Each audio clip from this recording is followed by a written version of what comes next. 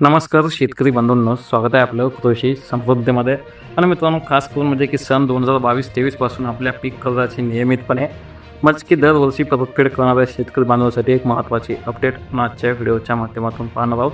कारण की पीक कर्जाची एका वर्षामध्ये परतफेड करणाऱ्या शेतकऱ्यांचं जे व्याज आहे त्या व्याजासाठी जी योजना आहे डॉक्टर पंजाबराव देशमुख व्याज सवलत योजना, त्या योजनेअंतर्गत जो आपला 2022-23 पासूनचा जो काही व्याज परतावा होता तो प्रलंबित होता आणि शासनाने आता 2022-23 आणि 23-24 मधील बहुतांश पात्र अशा जवळपास 3,19,000 शेतकऱ्यांच्या खात्यावर 64,07,60,000 रुपयांचा व्याज परतावाची रक्कम जी आहे ती जमा केली आहे. आणि याची संपूर्ण आणि सविस्तर माहिती ही आपण आजच्या व्हिडिओच्या माध्यमातून पाहणार आहोत. परंतु त्या अगोदर जर चॅनलवर नवीन असाल तर ताबडतोब आत्ता चॅनलला सबस्क्राईब करून सोबतचं बेल आयकॉन दाबायला अजिबात विसरू नका. तर एक अत्यंत महत्त्वाची अपडेट आहे, कारण की व्याज परताव्याची रक्कम जी आहे ती जवळपास 3,19,000 शेतकऱ्यांच्या खात्यावर जमा झाली आहे. आणि जी रक्कम आहे तर ती जवळपास 64,07,60,000 रुपयांचा व्याज परतावा या शेतकऱ्यांच्या खात्यामध्ये वर्ग करण्यात आलेला आहे. आणि यामध्ये जिल्हा नियोजनमधूनही 7.99 कोटीची रक्कम मिळाली आहे. तर लहरी हवामानामुळे शेतकऱ्यांच्या प्रत्येक हंगामामध्ये मोठा आर्थिक फटका बसत असतो आणि यासाठी आपलं केंद्र आणि राज्य शासनाने पीक कर्जाच्या उचलीपासून 365 दिवसात म्हणजेच की एका वर्षात परतफेड करणाऱ्या शेतकऱ्यांसाठी डॉक्टर पंजाबराव देशमुख व्याज सवलत योजना जी आहे तर ती आणली आहे. आणि पूर्वी 1 लाखापर्यंतच्या पीक कर्जासाठी ही योजना होती आणि त्यामध्ये आता वाढ करून 3 लाखापर्यंतची कर्ज मर्यादा यामध्ये केली आहे. म्हणजे की 3 लाखापर्यंत कर्ज घेणाऱ्या शेतकऱ्यांना 0% व्याजदराने पीक कर्ज उपलब्ध होणार आहे.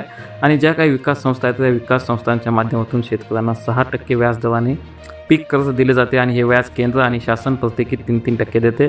आणि विकास संस्था शेतकऱ्यांकडून व्याजासह वसूल करतात आणि शासनाकडून व्याज परतावा मिळाल्यानंतर संबंधित शेतकऱ्यांच्या खात्यावर व्याजाची रक्कम आहे तर ती वर्ग केली जाते. परंतु 2022-23 पासून हा परतावा प्रलंबित होता आणि त्यासाठी जिल्हा नियोजनाकडे 12 कोटींची मागणी होती आणि त्यापैकी 7,99,00,000 रुपये दिले आहेत.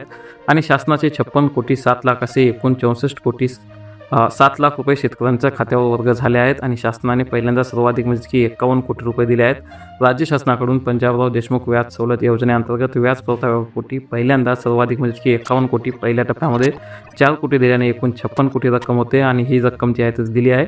आणि 2 वर्षापूर्वी 20 कोटी रुपयाचे आहे तर ते दिले होते.